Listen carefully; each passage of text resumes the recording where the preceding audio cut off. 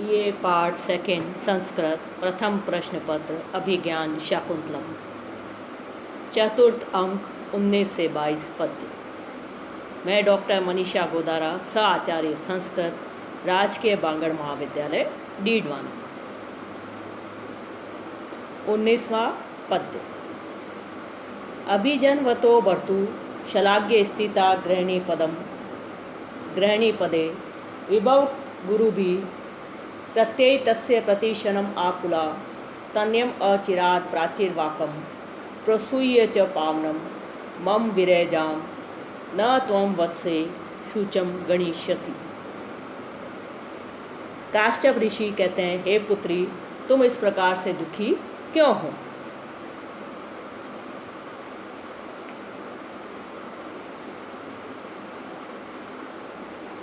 शब्दार्थ। अभिजनवतः उच्च कुलीन, भर्तु पति के शलाघ्य प्रशंसनीय, गृहिणी पदे गृह स्वामिनी के पद पर स्थिता अधिष्ठित होकर, विभव गुरु भी ऐश्वर्य के कारण महत्वशाली, प्रत्ययी कार्यों से प्रतिक्षणम प्रतिपल आकुला व्यस्त रहती हुई, अचिरात शीघ्र ही प्राची पूर्व दिशा पावनम पवित्र अर्कम सूर्य को, तन्यम पुत्र को प्रसूय उत्पन्न करके, विरजाम विरह से उत्पन्न, शुचम शोक को न गणिष्यसि नहीं गिनोगी। हे पुत्री, तुम उच्च कुलीन पति के प्रशंसनीय गृहिणी के पद पर प्रतिष्ठित होती हुई उस दुष्यंत के ऐश्वर्य के कारण महत्वपूर्ण कार्यों से प्रतिक्षण व्यस्त रहती हुई तथा शीघ्र ही पूर्व दिशा सूर्य के समान कुल को पवित्र करने वाले पुत्र को उत्पन्न करके मेरे वियोग से उत्पन्न शोक को नहीं गिनोगी, अर्थात अनुभव नहीं करोगी। व्याख्या। जब शकुंतला अपने पिता कनव से विदा लेते हुए अधिक दुख का अनुभव करती है तो कनव उसे धैर्य बंधाते हुए कहते हैं कि हे पुत्री, यहाँ से पतिगृह में पहुंचकर अपने उच्च कुलोत्पन्न पति के महारागी पद पर प्रतिष्ठित होकर तथा उसके धन से भरपूर यज्ञ उत्सव आदि कार्यों में प्रतिक्षण व्यस्त रहती हुई तुम शीघ्र ही उसी प्रकार अपने पवित्र आचरण द्वारा संसार को पवित्र करने वाले पुत्र को उत्पन्न करके, जैसे पूर्व दिशा सूर्य को उत्पन्न करती है, तुम मेरे दुख को नहीं गिनोगी। भाव यह है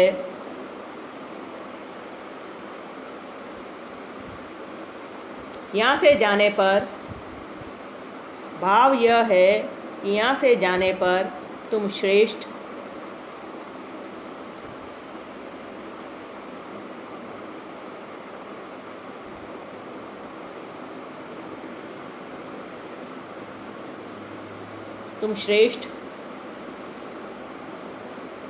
महारागी के पद को प्राप्त करोगी, गृहस्थ जीवन के विविध कार्यों में संलग्न रहोगी तथा पुत्र को जन्म देकर तुम मेरे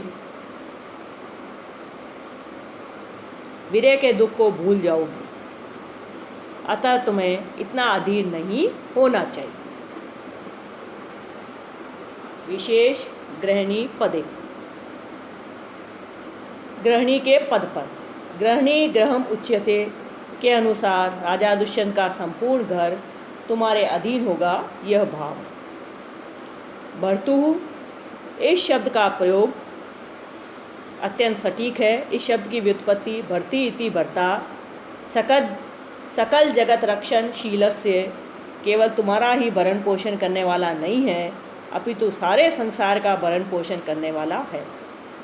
पावनम अर्कम इव, पुत्र की सूर्य से उपमा देने के कारण पुत्र की संसार से विलक्षण तेजस्विता, असामान्य पौरुषता, चारों लोकों में प्रसिद्धि को प्राप्त कीर्ति तथा चक्रवर्तीता ध्वनित होती है। शुचम न गणिष्यसि, इसका तात्पर्य यह है कि शकुंतला को पति के घर में किसी भी प्रकार का दुख नहीं होगा। वह वहाँ पहुंचकर गृह कार्य में इतनी व्यस्त हो जाएगी कि वह शोक को कुछ गिनेगी ही नहीं। पति गृह गमन उत्सुका भी शकुंतला के मन में बहुविध संशयों एवं तर्क वितर्कों एवं संकल्प विकल्पों, हर्ष विषादों का होना स्वाभाविक है। लौकिक जीवन की यही यथार्थ है। अतः ऐसी स्थिति में उसका अधीर होना स्वाभाविक है। उधर महर्षि कनव यद्यपि वनवासी हैं तथा विरागी हैं, फिर भी लौकिज्ञ होने से उन्हें इस प्रकार की स्थिति का पूर्ण ज्ञान है। सर्वप्रथम विदाई की वेला में नववधू की क्या स्थिति होती है, इसे वे भली प्रकार से समझते हैं। इसलिए विदाई देते समय वे उसका विषाद एवं भय दूर करने के उद्देश्य से उसके समक्ष उक्त 3 तर्क रखकर उसे आश्वस्त करते हैं कि अपने पिता से वियुक्त होने पर भी वह राजभवन में व्यथित नहीं होगी। प्रस्तुत पद्य में गणेशसी के स्थिता आकुला आदि 3 कारणों के होने से काव्यलिंग अलंकार, इव के द्वारा उपमा तथा 3 हेतुओं के एकत्रित होने से समुच्चय अलंकार भी है। प्रस्तुत पद्य में हरिणी छंद है, जिसका लक्षण है न समर सलाग षड्वेदई हरिय हरिणी मता, अर्थात जिसमें नगन सगन मगन रगन सगन लघु तथा गुरु क्रम से हो वह हरिणी छंद होता है। इसमें 6, 4 तथा 7 पर यति होती है। हरिणी छंद में नगन सगन मगन रगन सगन लघु तथा गुरु क्रम से होते हैं। इसमें 6, 4 तथा 7 पर यति होती है। व्याकरणात्मक टिप्पणी। अभिजनवतः अभिजन्यते अस्मिन् इति अभिजन घन अधिकरणे संज्ञायाम अभिजन्मतु प्रशंसायाम षष्ठी एकवचने विभक्ति कार्य। श्लाघ्ये श्लाघयत् विभव गुरु भी विभवई गुरु भी तृतीया तत्पुरुष समास। प्रतिक्षणम क्षणम क्षणम इति प्रतिक्षणम अव्ययभाव समास। प्रसूय प्रसूल्यप ग्रहणी पदे ग्रहण्या पदे इति ग्रहणी पदे षष्ठी तत्पुरुष समास। 20वां श्लोक है। भूत्वा चिराय चतुर अंत मही सपत्नी दौष्यंतिम अप्रतिरथम तन्यम निवेश्य भर्ता तदर्पेत कुटुंब भरेन सार्धम शांते करिष्यसि पदम पुनराश्रमे असु।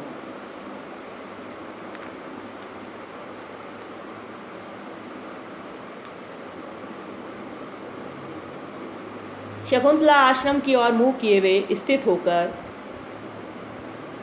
कहती है, तात अब मैं फिर इस तपोवन को कब देखूंगी। काश्यप ऋषि इसका उत्तर देते हुए कहते हैं, सुनो।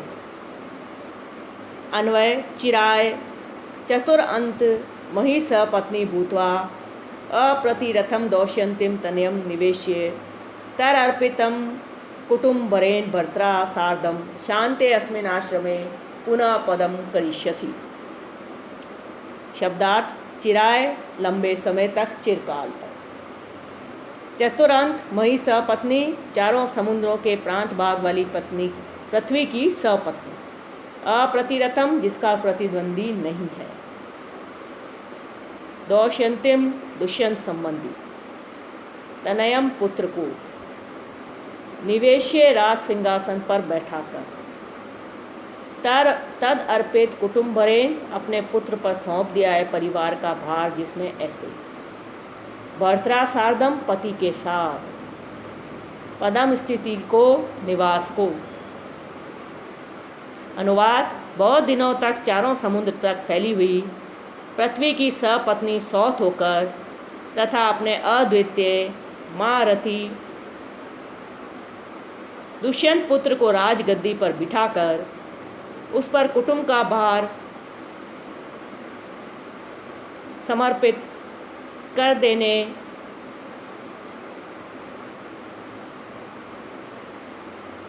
देने वाले पति के साथ इस शांत आश्रम में पुनः अपना निवास स्थान बनाओगी, अर्थात इस आश्रम में आकर के पति के साथ फिर से रहूँगी। बहुत दिनों तक चारों समुद्र तक फैली हुई पृथ्वी की सपत्नी होकर तथा अपने अद्वितीय महारथी दुष्यंत पुत्र को राज्य गद्दी पर बिठाकर उस पर कुटुंब का भार समर्पित कर देने वाले पति के साथ इस शांत आश्रम में पुनः अपना निवास स्थान बनाओगी, अर्थात इस आश्रम में आकर पति के साथ फिर से रहोगी। व्याख्या। शकुंतला के ये पूछने पर कि मैं फिर कब इस आश्रम को देखूंगी, काश्यप कहते हैं कि सुनो, बहुत समय तक चारों समुद्र पर्यंत अधिकृत पृथ्वी की सहपत्नी होकर तथा अद्वितीय वीर दुष्यंत पुत्र को अभिषिक्त कर तथा उसी पर संपूर्ण कुटुंब के भरण पोषण का भार रख देने वाले अपने पति के साथ पुनः इस शांत आश्रम में आओगी, अर्थात वानप्रस्थ आश्रम के समय पुनः इस आश्रम में आकर के रहोगी।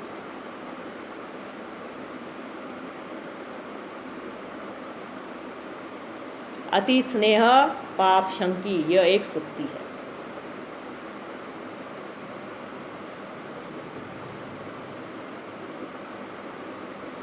इसका भाव यह है कि अत्यधिक प्रेम आशंका का कारण होता है। जो व्यक्ति जिससे अत्यधिक प्रेम स्नेह रखता है, उस व्यक्ति के संदर्भ में वही व्यक्ति समय पर अनेक प्रकार की आशंकाएं करने लगता है। माता एवं पुत्र का प्रेम भी इसी प्रकार का होता है। पुत्र के समय पर न आने पर माता भी उसके विषय में अशुभ से अशुभ आशंकाएं करने लगती है। उस आशंका का कारण उसका अत्यधिक स्नेह होता है। यही स्थिति पति पत्नी की है। मही सपत्नी, पृथ्वी की सौत, राजा पृथ्वी का पति कहा जाता है। दुष्यंत भी राजा होने से पृथ्वी पति था, शकुंतला भी उसकी पत्नी थी, अतः राजा की भी दोनों स्त्रियां थी। इस प्रकार शकुंतला पृथ्वी की सौत थी। तद अर्पित कुटुंब भरेन, प्राचीन परंपरा के अनुसार जब पुत्र योग्य हो जाता था तथा राजा की 75 वर्ष की आयु हो जाती थी, तब वह पुत्र को सिंहासन पर बैठाकर स्वयं पत्नी के साथ जंगल में तपस्या करने चला जाता था। यही मनु आदि धर्मशास्त्रियों का विधान है। प्राचीन परंपरा के अनुसार जब पुत्र योग्य हो जाता था तथा राजा का वानप्रस्थ आश्रम का समय अर्थात 50 वर्ष से अधिक आयु हो जाती थी, तब वह पुत्र को सिंहासन पर बैठाकर स्वयं पत्नी के साथ जंगल में तपस्या करने चला जाता था। यही मनु आदि धर्मशास्त्रियों का विधान था। भर्त्रा सयुक्ते अप्रदान, सूत्र से अप्रदान में तृतीया होने से दुष्यंत पति की गौणता कही गई। प्रस्तुत पद्य में भारतीय आश्रम व्यवस्था की ओर संकेत किया गया है। प्रस्तुत पद्य में सर्वप्रथम पत्नी पर सहपत्नी का आरोप किया गया है, पुनः उस पर पुत्र की प्रतिष्ठा रखी गई है तथा उस पुत्र पर संपूर्ण कुटुंब के भरण पोषण का भार रखा गया है। इस प्रकार यहाँ माला दीपक अलंकार है। प्रस्तुत पद्य में वसंत तिल का छंद है। व्याकरणात्मक टिप्पणी। भूत्वा भू कत्वा प्रत्यय, चतुरंत मयि सपत्नी, चत्वारः समुद्रा यस्या, चत्वारः समुद्रा अन्ता यस्या तादृशा मय्या सपत्नी, चत्वारः समुद्रा अन्ता यस्या तादृश्या मय्या सपत्नी। अप्रतिरथम न विद्यते प्रतिरथ यस्य तम अप्रतिरथम बहुब्रीहि समास। दौष्यन्तीम दुष्यन्तस्य अपत्यम दौष्यन्ती तम, दुष्यंत इण अत इण सूत्रे निवेशे निविश निच ल्यप प्रत्यय। तद अर्पित कुटुम्बरे तस्मिन् अर्पित कुटुम्बस्य भरयेन तादृशे।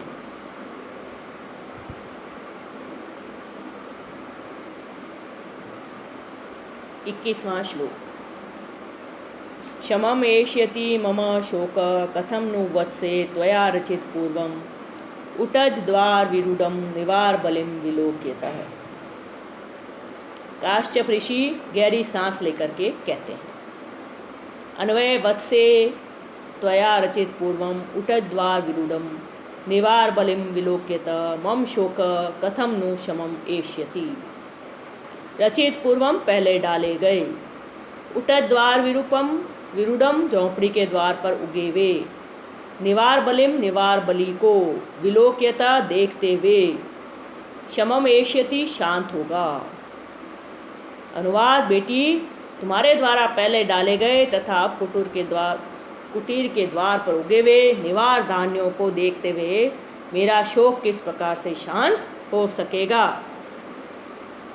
व्याख्या। काश्यप मुनि शकुंतला से कहते हैं कि पुत्री, जो तुमने पूर्व में बलि के रूप में निवार धान्यों को झोंपड़ी के द्वार पर डाले थे वे अब उगाए हैं। मैं जब उन्हें देखूंगा तो स्वाभाविक है कि तुम्हारी याद आएगी। ऐसी स्थिति में मैं तुम्हें कैसे भूल सकूंगा तथा अपने शोक को कैसे शांत कर सकूंगा।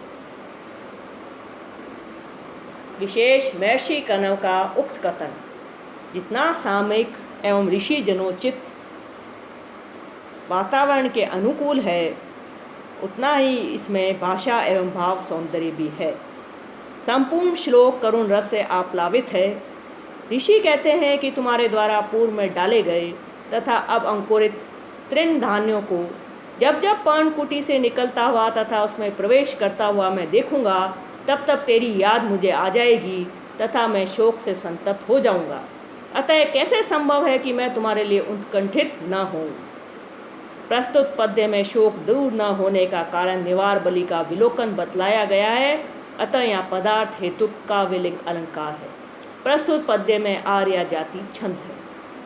व्याकरणात्मक टिप्पणी शोक शुच धातु घन्य प्रत्यय विरूढ़म वीरु कत प्रत्यय रचित पूर्वम पूर्वम रचितम इति रचित पूर्वम सुप सुपा इति समासः भूतपूर्वे चरट इति निर्देशात् पूर्व शब्दस्य पर प्रयोगः निवार बलिम निवारानाम बलिम इति निवार बलिम षष्ठी तत्पुरुष समास विलोक्यता विलुक क्षत्रिय षष्ठी।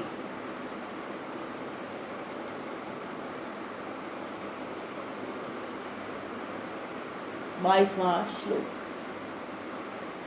अर्थो ही कन्या परकीय एव तामद्य संप्रेष्य परिग्रहीतु जातो ममायं विष्ट प्रकामं प्रत्यर्पित न्यास इवंतरात्मः इति निष्क्रांता सर्वे इति चतुर्थो अंकः। अन्वय कन्या ही परकीय एव अर्थः अद्य ताम परिग्रहीतु संप्रेष्य। मम अयम अंतरात्मा प्रत्यर्पित न्यास एव प्रकामम विशदः जातः। शब्दार्थ परकीय पराया दूसरे का, अर्थात धन। परिग्रहीतु पति के पास, संप्रेष्य भेजकर, अंतरात्मा अंतःकरण, प्रत्यर्पित न्यास धरोहर को वापस करने वाले व्यक्ति की एव तरह, प्रकामम अत्यंत, विशदः प्रसन्न, जातः हो गया है। अनुवाद कन्या वस्तुतः पराया ही धन है। आज उसे पति के पास भेजकर मेरा यह अंतःकरण धरोहर को वापस करने वाले व्यक्ति के अंतःकरण की तरह अत्यंत प्रसन्न हो गया है। व्याख्या महर्षि काश्यप कहते हैं कि कन्या वस्तुतः पराई संपत्ति होती है। उसे कन्या का पिता सुरक्षित रखता है तथा समय आने पर उसे उसके वास्तविक स्वामी को उसी प्रकार सौंप देता है जिस प्रकार किसी न्यासकर्ता की धरोहर कोई व्यक्ति अपने पास सुरक्षित रखकर मांगने पर उसे लौटा देता है। इस न्यास की सुरक्षा करने में कष्ट तथा चिंता अवश्य होती है, परंतु यथा समय उसे न्यासकर्ता को लौटा देने पर मन बड़ा प्रसन्न एवं स्वच्छ हो जाता है। शकुंतला को गौतमी व शारंग्रव आदि के साथ पति के घर भेजकर आज महर्षि कण्व का भी मन उतना ही प्रसन्न एवं स्वच्छ हो गया है।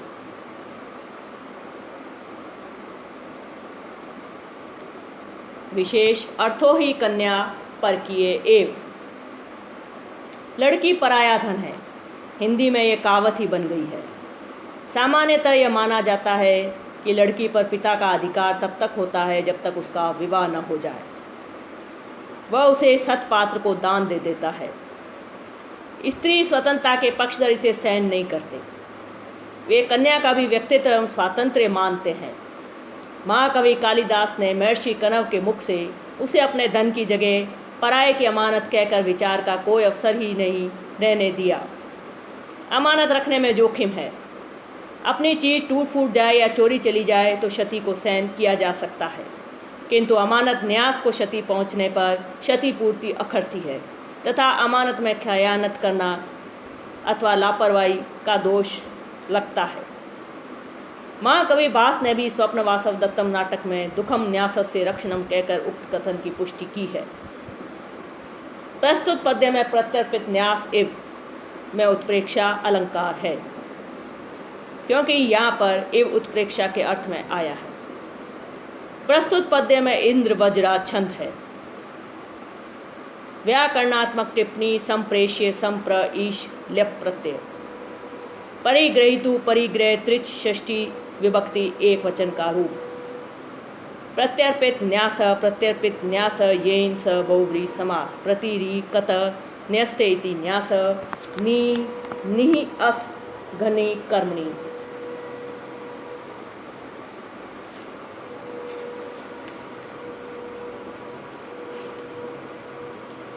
चतुर्थ अंक समाप्त होता है।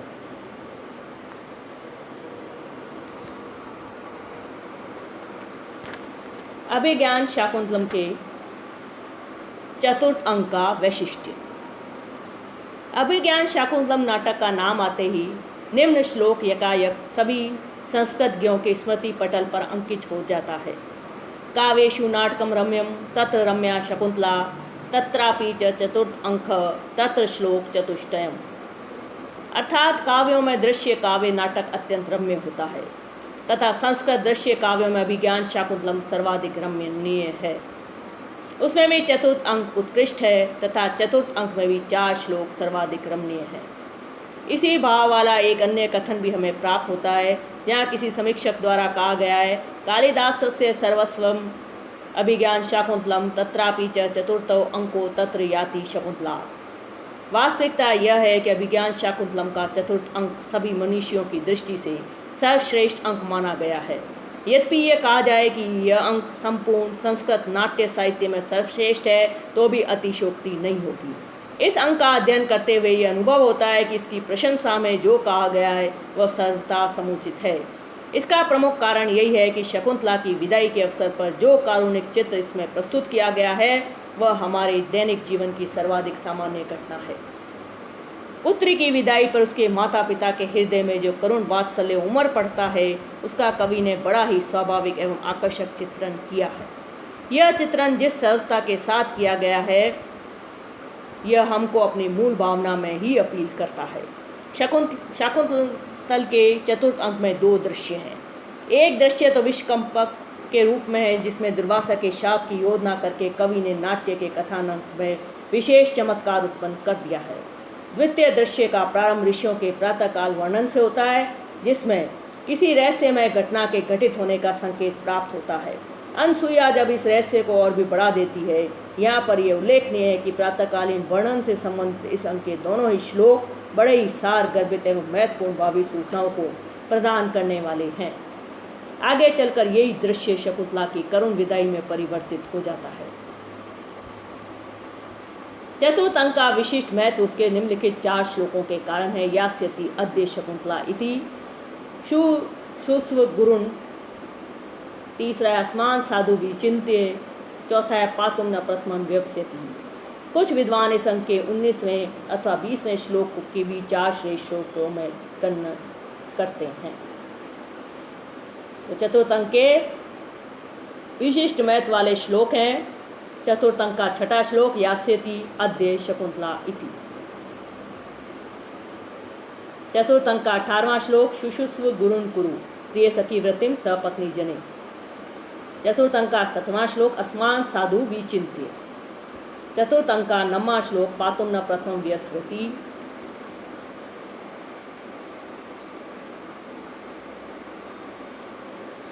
कुछ विद्वान इस अंक के 19 अथवा 20वें श्लोक को की भी 4 श्रेष्ठ श्लोकों में गिनती करते हैं। इस अंक के 19वें अथवा 20वें श्लोक की भी 4 श्रेष्ठ श्लोकों में गणना करते हैं। प्रस्तुत अंक के इन श्लोकों को 4 सर्वोत्तम श्लोकों में इसलिए माना गया है क्योंकि इसमें काश्यप के शकुंतला की विदाई के विचार से द्रवित एवं करुण भाव को प्राप्त हुए हृदय की मार्मिक झांकी है। महाकवि कालिदास ने एक वन में रहने वाले ऋषि के मुंह से जो उद्गार कन्या की विदाई के अवसर पर कहलवाए हैं, वे शाश्वत महत्व रखने वाले हैं। महर्षि कण्व का ये कथन उचित ही है कि वन में रहने वाले मुझ जैसे विरागी आश्रम वासी को इतनी व्यथा व विकलता हो रही है, तब भला ग्रस्तों की कन्या विदा करते समय क्या दशा होती होगी। कई सौ वर्ष पूर्व कहे गए ये भाव आज भी उस समय देखने को मिलते हैं जब गृहस्थ अपनी पुत्री को प्रथम बार विदा करता है। इस श्लोक में करुण भाव के सुंदर वर्णन के साथ साथ अंतर प्रकृति और बाह्य प्रकृति में एकात्म का भी अनुभव होता है। अतः समीक्षकों ने शाकुंतलम के 4 श्लेष श्लोकों में से पातुम न प्रथमम व्यवस्यति इस श्लोक को भी एक माना है, जो उचित ही है। चतुर्थ अंक में प्रकृति स्वयं एक पात्र के रूप में चित्रित है। वह शकुंतला के श्रृंगार के लिए आभूषण देती है तथा उसकी विदाई से दुखी है। शकुंतला को उनसे अत्यधिक स्नेह था, अतः उसकी विदाई की बेला में वृक्ष रो पड़े। वन देवताओं ने आशीर्वाद दिया, हरिणियों ने दर्भ खाना छोड़ दिया, मयूरों ने नृत्य करना बंद कर दिया तथा वनस्पतियों ने उसके वियोग में आंसू बहाए। वन ज्योत्सना तो शकुंतला की बहनी ठहरी, अतः दोनों व्यथित होती हैं।